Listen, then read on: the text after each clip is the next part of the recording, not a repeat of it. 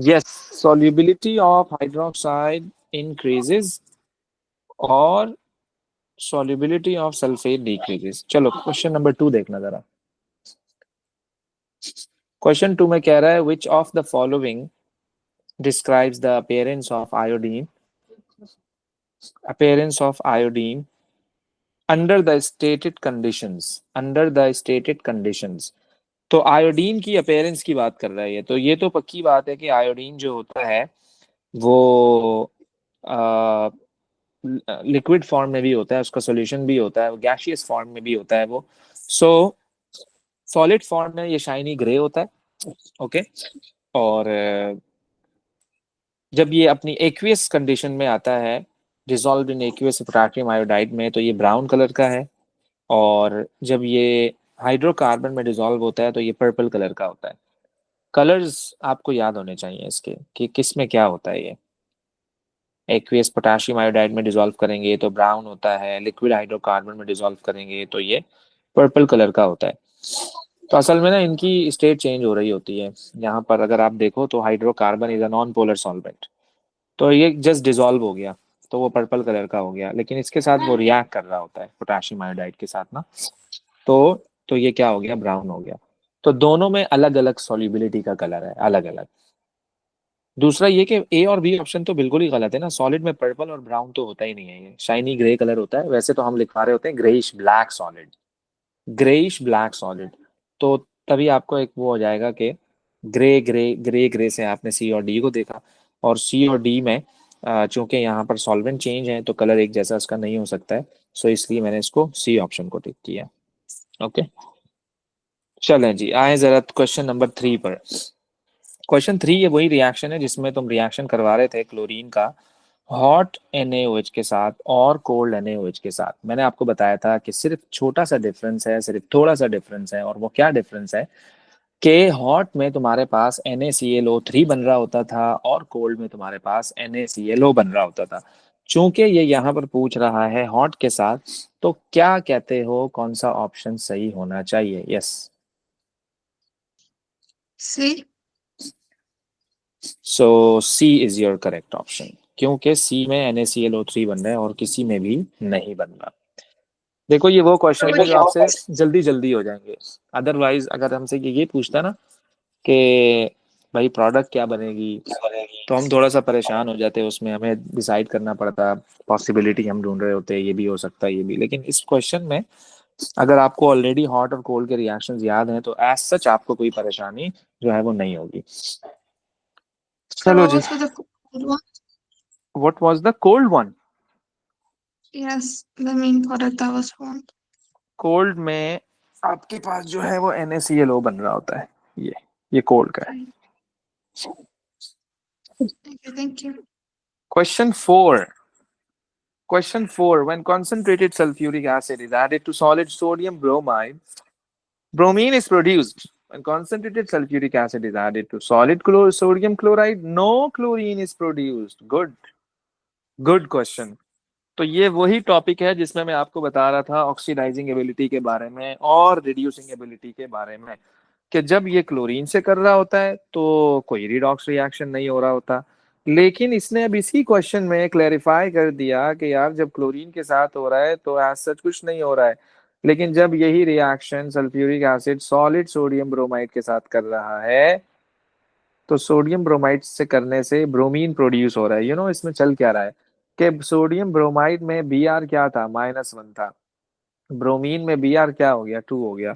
सो इसका मतलब यही है ना कि जीरो से -1 से 0 पे चला गया ना, तो -1 से 0 पे जाने का मतलब ये है कि वो क्या हो गया, ऑक्सीडाइज हो गया, उसने इलेक्ट्रॉन का लॉस किया है, उसने इलेक्ट्रॉन का लॉस किया है। तो दैट्स वाई के जो है ये एक रीडॉक्स रिएक्शन है।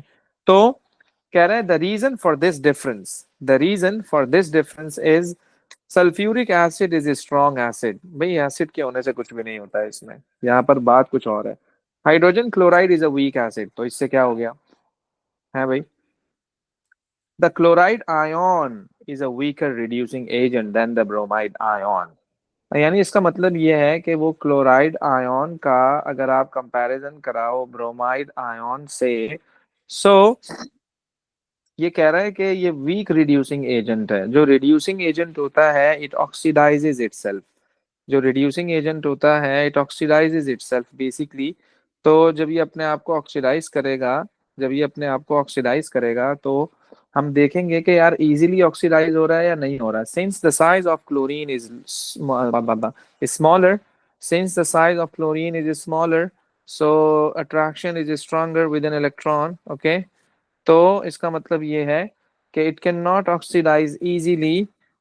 That's why this is a weak reducing agent. As compared to this, if you talk about like the bromide, okay, तो ब्रोमाइड के होने से क्या होता है कि इसका साइज बड़ा है, इसका साइज बड़ा है, और इसका मतलब ये है कि it can be oxidise easily. और when it can be oxidise easily so ultimately it's a strong reducing agent. तो तभी जो क्लोराइड था आपका वो वीकर रिड्यूसिंग एजेंट था। ये सल्फ्यूरिक एसिड को रिड्यूस ही नहीं कर सका, सल्फ्यूरिक एसिड को ये रिड्यूस ही नहीं कर सका, सो दैट्स व्हाई क्लोरीन नहीं प्रोड्यूस हुई। तो इसलिए ऑप्शन सी इज करेक्ट। देखो ये जो स्टेटमेंट है ना इनकी, ये इसको क्या कहते हैं, bromine is less volatile than chlorine, down the group intermolecular force increases. तो इंटरमॉलिक्यूलर फोर्स के इंक्रीज होने से अट्रैक्शन इंक्रीज हो रही है, अट्रैक्शन के इंक्रीज होने से वोलेटिलिटी डिक्रीज हो रही है। तो ये तो बिल्कुल ही गलत ऑप्शन है। ये देखिएगा question number 5, question number 5, yes.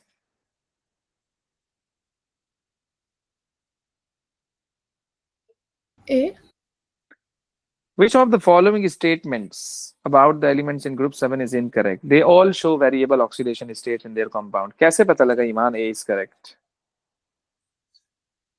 Sir बाकी सारे ठीक है इसलिए। बाकी सारे ठीक है, ये भी अच्छा है यार। मतलब क्या, एसिड एनहाइड्राइड का मतलब Oxidation H state H for F fluorine बनाते never हैं। changes. हाँ, HCl HBr HI ये सारे एसिडिक है। इलेक्ट्रोनेगेटिविटी डिक्रीज होती है, ये भी सही है। All all exist in diatomic, ये भी सही है। तो मतलब के वो गलत पूछ रहे हैं ना, इनकरेक्ट। देखो ये सबकी वेरिएबल नहीं होती है, fluorine is always -1, remember. Fluorine ऐसा नहीं है कि वो भी वेरिएबल शो कर रहा हूँ, नो, इज -1, ऑलवेज -1। तो इसलिए मतलब सबको एक ही जो है ना डंडे से हम नहीं हाँक सकते कि ना यार ये सारी वेरिएबल होते हैं, no, they are not transition metals. 6 देखिएगा जरा, 6, ये भी बिल्कुल वैसा ही है, कान को यहाँ से पकड़ो वहां से पकड़ो, एक ही बात है। क्या कहते हो? A. A.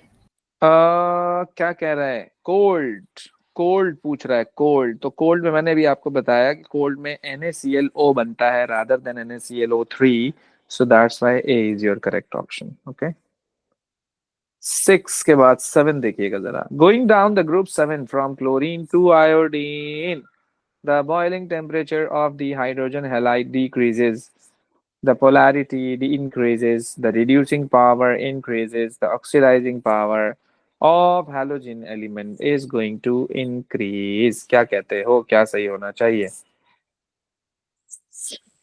देखो boiling temperature of the hydrogen halide decrease नहीं होता, इंक्रीज होता है। क्यों, क्यों क्यों क्यों इंक्रीज होता है, व्हाई? क्या कहते हो, why it increases down the group? Stronger London forces. हाँ जी, due to the number of electrons, number of electron increase होते हैं तो लंदन फोर्स इंक्रीज होती है। पोलैरिटी कम होनी चाहिए, ये कह रहा है बढ़ रही है। पोलैरिटी क्यों कम होनी चाहिए? पोलैरिटी इसलिए कम होनी चाहिए क्योंकि इलेक्ट्रोनेगेटिविटी कम हो रही है। और सी में रिड्यूसिंग पावर, रिड्यूसिंग पावर का मतलब ये होता है विच कैन बी ऑक्सीडाइज। जैसे जैसे हम डाउन द ग्रुप जा रहे हैं, जैसे जैसे हम डाउन द ग्रुप जा रहे हैं, वैसे वैसे size of an element is going to increase.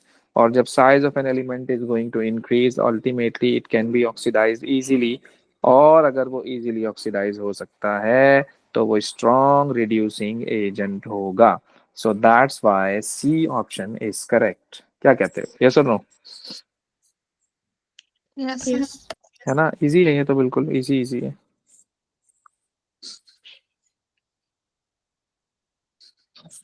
अच्छा जी, 8 देखिएगा जरा।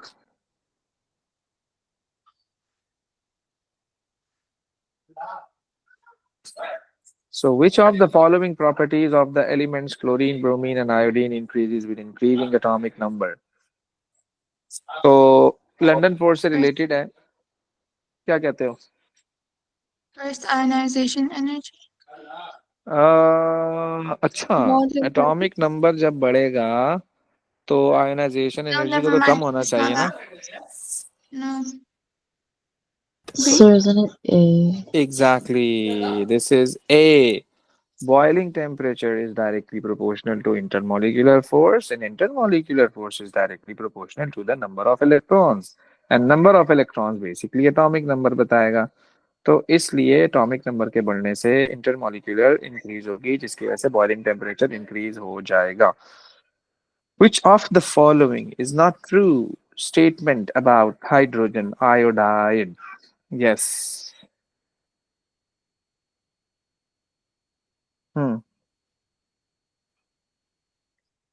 C, because it forms a yellow precipitate.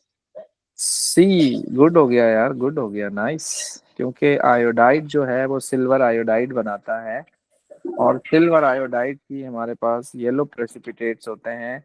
और इसने क्या लिखा हुआ है कि cream precipitate is for bromine, so that's why C option is correct. Okay, Sir, तो D हाँ जी, क्यों correct है? डी क्या? Correct क्यों है? डी नहीं समझा मैं, डी करेक्ट क्यों है? जी. It forms dense white smoke with ammonia, ये इसकी बात कर रही हो? तो जी. अमोनिया रिएक्शन करता है ना हाइड्रोजन आयोडाइड के साथ.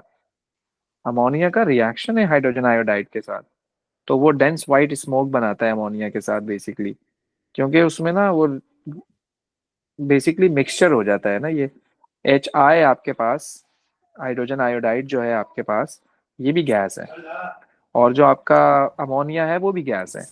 अगर ये हाइड्रो आयोनिक एसिड जैसे होता है ना, हाइड्रोब्रोमिक एसिड, इस तरह से, तो ये HI भी गैस है ना आपके पास. तो इसलिए जो है, तभी तो वो कह रहा है it forms steamy fumes in moist air. और समझ लो, डिजोल्व इन वाटर, अगर ये लिक्विड होता तो फिर डिजोल्व इन वाटर की बात नहीं थी ना, इसलिए तो फॉर्म इन एसिडिक सॉल्यूशन. तो इसलिए वो क्या कह रहा है कि अमोनिया के साथ जब ये कंबाइन होता है, मिक्सचर ऑफ टू गैसेस, तो डेंस व्हाइट स्मोक आपको ना यहाँ पे नजर आता है अमोनियम आयोडाइड का. बेसिकली यहाँ पे बनता है NH4I, बनता है NH4I, जिसकी वजह से आपको डेंस व्हाइट स्मोक नजर आ रहा होता है. ओके, ठीक है. तो ये है यहाँ पर. So that's all about group 7 के 5 पेपर्स. फिर हम अब